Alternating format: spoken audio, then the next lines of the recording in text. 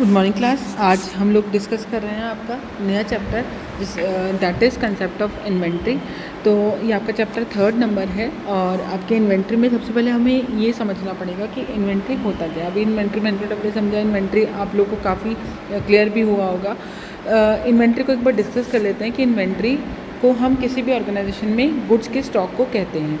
जैसे कि जिस स्टॉक में हम कह सकते हैं कि जहाँ रॉ मटेरियल, स्पेयर पार्ट्स या उन चीज़ों को हैंडल करने के लिए या मशीनरी को ऑपरेट करने के लिए, आपकी प्रोडक्शन करने के लिए जितनी भी गुड्स की रिक्वायरमेंट होती है, जो हमें आपकी कह सकते हैं कि गुड्स को रेडी करने के लिए कंज्यूमर्स को जो हमें गुड्स प्रोवाइड करने पड़ते हैं, उन फिनिश प्रोडक्ट्स को रेडी करने के लिए जितनी भी चीज़ों की रिक्वायरमेंट होती है, जितनी भी गुड्स की रिक्वायरमेंट होती है, वो सभी इन्वेंट्री की कैटेगरी में आते हैं।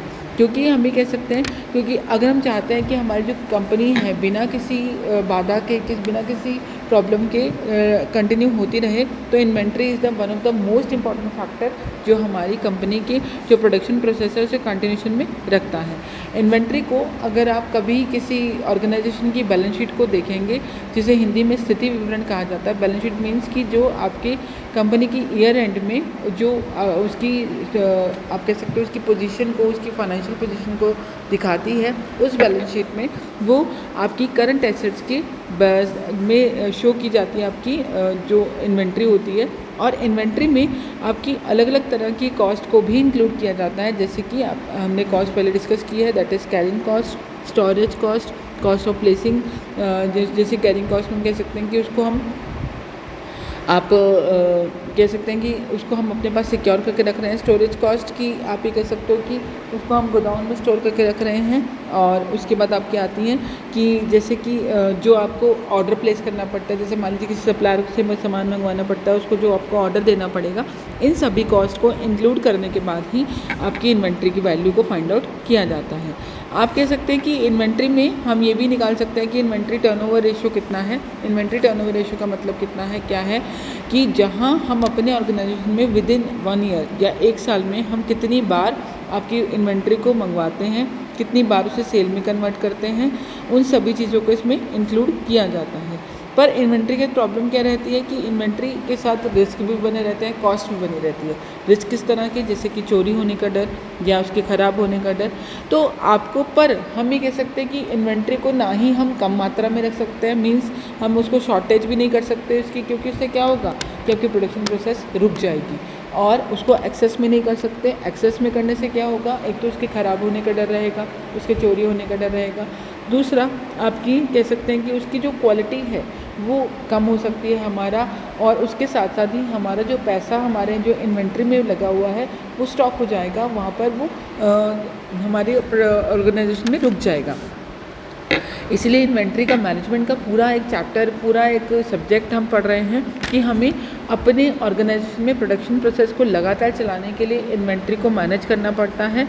इसलिए इन्वेंट्री मैनेजमेंट को कह सकते हैं कि इन्वेंट्री मैनेजमेंट एक बहुत ही इंपॉर्टेंट पार्ट है आपके प्रोडक्शन प्रोसेस का, किसी भी तरह के ऑर्गेनाइजेशन के लिए, चाहे वो छोटा हो या बड़ा हो। तो सबसे पहले अब इसमें आपका जो कंसेप्ट ऑफ इन्वेंट्री है उसमें हम डिस्कस करेंगे।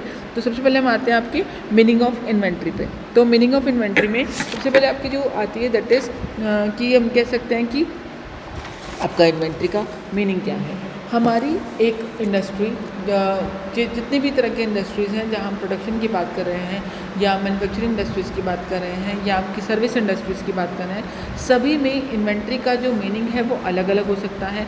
जैसे फॉर एग्जांपल एक दूध वाले के लिए, एक मिल्क मैन के लिए इन्वेंट्री क्या है कि उसके जो भी साइकिल जिस पे वो डिस्ट्रीब्यूट कर रहा है, मिल्क के कैंस और मिल्क आपकी जो सप्लाई कर रहा है, आप कह सकते हैं कि अब पर उसकी सब चीज़ें रिक्वायरमेंट है। पर अगर रेगुलर बेसिस पे देखा जाए तो हम कह सकते हैं कि इन्वेंट्री उसके लिए क्या है, उसकी मिल्क जो भी आप वो मिल्क को सप्लाई कर रहा है, ठीक है। इसी तरह से अगर हम मैन्युफैक्चरिंग गुड्स इंडस्ट्री की बात करते हैं या प्रोडक्शन इंडस्ट्री की बात करते हैं, तो वहाँ पर भी इन्वेंट्री को अलग अलग फॉर्म में लिया जा सकता है। जैसे कि रॉ मटेरियल, रॉ मटेरियल का मतलब क्या है, जहाँ पर कि जो कच्चा माल है जो एज इट इज़ सप्लायर से आया है और अभी उसके ऊपर प्रोसेसिंग करने की ज़रूरत है। उसके बाद आते हैं सेकेंड आपके semi finish goods. Semi finish goods की जिसके ऊपर थोड़ा बहुत वर्क किया गया है, थोड़ा बहुत उसकी प्रोसेसिंग की गई है, बट अभी वो सेल के लिए रेडी नहीं है।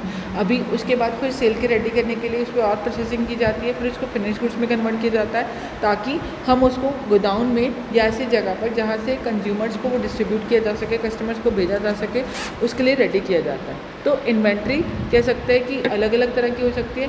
जैसे अभी हमने बात की आपकी मैन्युफैक्चरिंग इंडस्ट्री की, अगर हम बात कर लेते हैं साथ ही साथ सर्विस इंडस्ट्री की। सर्विस इंडस्ट्री में इन्वेंट्री नहीं होती, क्योंकि सर्विस इंडस्ट्री क्या है, क्योंकि इसमें जो इन्वेंट्री रहती है वो इंटेंजिबल होती है। यहाँ पर पहले इंटेंजिबल का वर्ड आपको मीनिंग बता देती हूँ। इंटेंजिबल वो चीज़ें जिन्हें आप सिर्फ फील कर सकते हो पर देख या छू नहीं सकते। फॉर एग्जांपल, आप किसी डॉक्टर के पास अपना चेकअप कराने जाते हैं, doctor one of the service industries में ही आते हैं। तो जैसा मान लीजिए आप डॉक्टर के पास चेकअप कराने गए एंड देन आपको चेकअप किया, आपको मेडिसिन लिख कर दे दी और मेडिसिन आपने बाहर से परचेज़ कर ली, तो आपकी जो डॉक्टर ने आपको सर्विस दी है वो भी सर्विस इंडस्ट्री का ही हिस्सा है। अब वो तो रेडी करके नहीं रख सकता ना अपने पास प्रोडक्ट्स। तो इस तरह की सर्विस इंडस्ट्रीज़ में जहाँ हम आपकी एक दूसरे को मतलब कह सकते हैं कि आमने सामने ही अपनी सर्विसेज प्रोवाइड कर सकते हैं, उनमें आप इन्वेंट्री रेडी करके नहीं रख सकते। वहाँ पर इन्वेंट्री कैसी होती है आपकी, जो एट ए टाइम ही आपके कंज्यूमर को प्रोवाइड की जाती है। ठीक है, जैसे और एग्जांपल कैसे हो सकते हैं, जैसे hospital industry, hotel industry. Hospital industry में आपकी इसमें इन्वेंट्री क्या है कि जैसे कोई रूम खाली है या होटल में कोई रूम खाली है तो वो इन्वेंट्री है। तो हम ये कह सकते हैं कि आपको अगर मैं कंक्लूजन इसका हम करें कि मीनिंग ऑफ इन्वेंट्री क्या होगा, तो इसको आप 4 पॉइंट्स में इसको एक्सप्लेन कर सकते हैं। पहला है कि इन्वेंट्री जो है वो टेंजिबल भी हो सकती है, इंटेंजिबल भी हो सकती है। मतलब टेंजिबल की आपके इसमें जो हिंदी में मीनिंग लिया जाता है मूर्त और अमूर्त।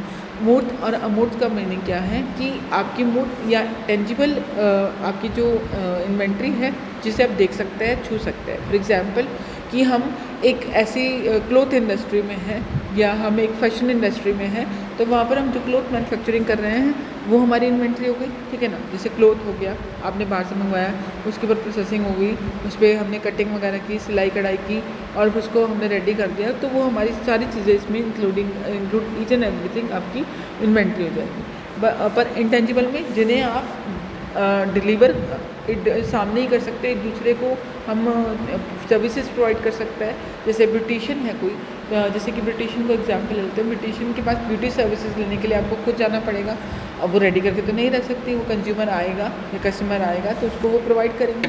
तो इस तरह की सर्विसेज भी इन्वेंट्री का ही हिस्सा है, बट वो आपकी इंटेंजिबल इन्वेंट्री हो जाती है। नेक्स्ट वन इज़ कि इन्वेंट्री कह सकते हैं कि जो इन्वेंट्री है वो एक एसेट है, बट सारी एसेट्स इन्वेंट्री नहीं है, क्योंकि एसेट्स और भी हो सकती हैं, और भी तरह की संपत्तियां होती हैं हमारे ऑर्गेनाइजेशन में।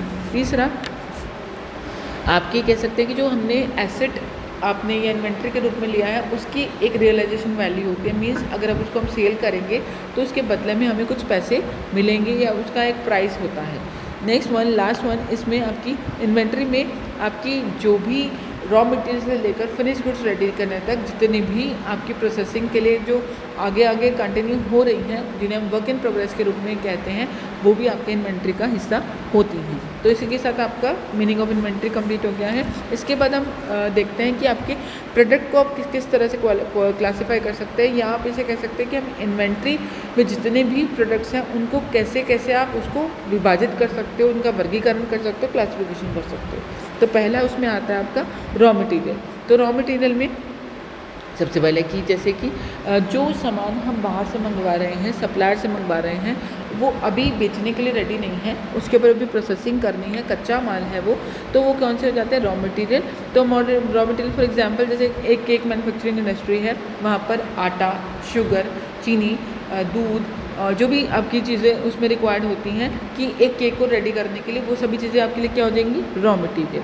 तो आपकी रॉ मटेरियल में हम कह सकते हैं कि जो सामान हमें बाहर सप्लायर से मंगवाना पड़ता है, और वो कह सकते हैं कि आपका रॉ मटेरियल होता है। ठीक है, तो उसमें जैसे फॉर एग्जांपल अगर आप शुगर इंडस्ट्री ले लेते हैं, तो शुगर इंडस्ट्री में आपका जैसे कह सकते हैं जो गन्ना बाहर से आ रहा है वो हमारे लिए क्या है, रॉ मटेरियल है। तो हम ये कह सकते हैं कि आपकी रॉ मटेरियल का जो हम ये वर्ड यूज़ कर रहे हैं ये सिर्फ हम एक मैन्युफैक्चरिंग इंडस्ट्रीज़ के लिए यूज़ कर सकते हैं, सर्विस इंडस्ट्रीज़ में रॉ मटेरियल नहीं होता। दूसरा है आपका कैटेगरी आती है that is work in progress. Work in progress का मतलब क्या होता है कि अभी आपका जो रॉ मटेरियल है उसके ऊपर थोड़ी बहुत प्रोसेसिंग, थोड़ी बहुत प्रक्रिया हमने उसके ऊपर की है, बट अभी वो सेल करने के लिए रेडी नहीं है, तो अभी उसके ऊपर और प्रोसेसिंग करनी है। तो ये कह सकते हैं कि अभी जैसे मान लीजिए कि हमने अभी हम शर्ट्स रेडी कर रहे हैं, शर्ट्स रेडी कर ली, शर्ट रेडी हो गई है, पर अभी उसके ऊपर टैग नहीं लगा, उसके ऊपर इंटरलॉक नहीं हुआ, स्टिकर नहीं लगे, कुछ उसके ऊपर और वर्किंग करनी है, तो पर अभी थोड़ा बहुत उसके ऊपर प्रोसेसिंग हो चुकी है, तो इस तरह की इन्वेंट्री को वर्क इन प्रोग्रेस की कैटेगरी में रखा जाता है। उसके बाद आते हैं हम फिनिश गुड्स। फिनिश गुड्स में वो प्रोडक्ट जो अब आप बिल्कुल रेडी है, आपकी उसकी पैकिंग हो चुकी है, फाइनलाइज हो चुका है वो, अब वो आप कस्टमर के लिए आप सप्लाई कर सकते हो कि जिस सामान जहाँ पर भी उसको हमें बेचना है, या हमारे होलसेलर के लिए या हमारे डायरेक्ट कंज्यूमर्स के लिए हम उनको फाइनल में रेडी करके अब कर चुके हैं, वो आपके फिनिश गुड्स की कैटेगरी में आते हैं। आपकी नेक्स्ट है आपकी जो आती है that is MRO inventory. MRO inventory में आपका MRO इन्वेंट्री इसकी फुल फॉर्म है maintenance, repair and operating inventory.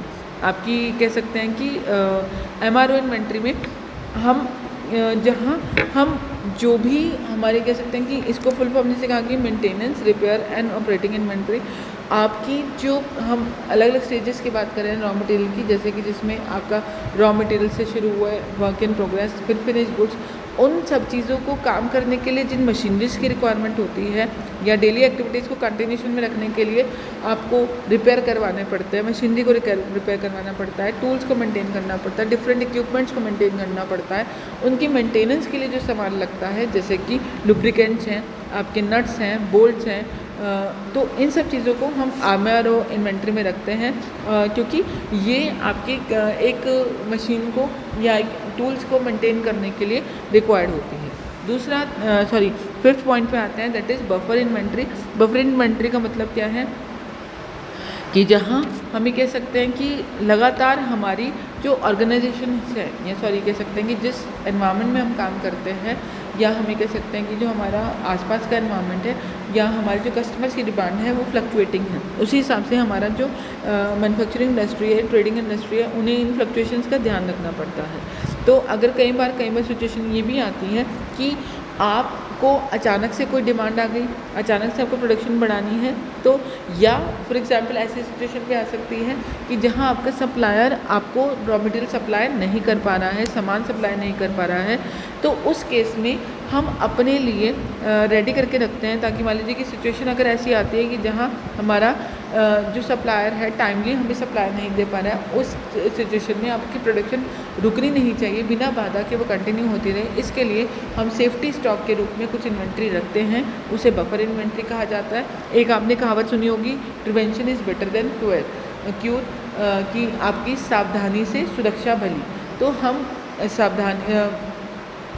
हम कह सकते हैं कि हमें पहले ही अपनी सेफ्टी करके चलनी है कि अगर मान लीजिए कभी सिचुएशन आती है, कोई नेचुरल कैलेमिटी हो जाती है, सप्लायर किसी वजह से हमें सामान टाइम से सप्लाई नहीं कर पाता, तो हम अपनी प्रोडक्शन को रोकने की बजाय हम उसे कंटिन्यू रखें, और जो हमारी बफर इन्वेंट्री या सेफ्टी स्टॉक पड़ा हुआ है वो हम उसे कह सकते हैं कि हमारा काम बिना रुके चल सके। तो इस तरह की इन्वेंट्री को बफर इन्वेंट्री की कैटेगरी में रखा जाता है। नेक्स्ट आते हैं आपके 6 point that is goods in transit. Goods in transit में आपका आता है कि जो आपको वर्ड से समझ में आ रहा है, जो गुड्स आपकी रास्ते में हैं, मीन्स कि जैसे कि अगर मान लीजिए कि सप्लायर के पास से जैसे कि आपने कोई सामान मंगवाया हुआ है सप्लायर से, वो अभी रास्ते में है, ट्रांसपोर्टेशन में है, या कुरियर कंपनी के थ्रू अभी आ रहा है, वो सप्लायर ने सप्लाई कर दिया पर हमने अभी रिसीव नहीं किया, वो भी रास्ते में है, तो इस तरह की गुड्स को गुड्स इन ट्रांजिट की कैटेगरी में रखा जाता है। इसमें लास्ट आते हैं आपके डीकपलिंग इन्वेंट्री। डीकपलिंग इन्वेंट्री में जहाँ हम ये कह सकते हैं कि एक जो भी आप प्रोडक्ट बना रहे हैं वो एक ही मशीन से प्रोडक्ट मैन्युफैक्चर नहीं हो रहा है, उसके ऊपर अलग अलग मशीन पर प्रोसेसिंग की जाती है। तो अगर जैसे कि फर्स्ट मशीन से सेकंड मशीन, सेकंड से थर्ड, तो देन कंटिन्यूशन में हमारी इन्वेंट्री आपके लिए, आपकी जो गुड्स हैं उनको रेडी किया जाता है अलग अलग प्रोसेसिंग करके। पर अब कई बार प्रॉब्लम ये हो सकती है कि मान लीजिए कि पहली मशीन ठीक है और दूसरी मशीन ख़राब हो गई। अब दूसरी मशीन पर जब तक प्रोसेसिंग नहीं होगी तीसरी मशीन पर नहीं जा सकते।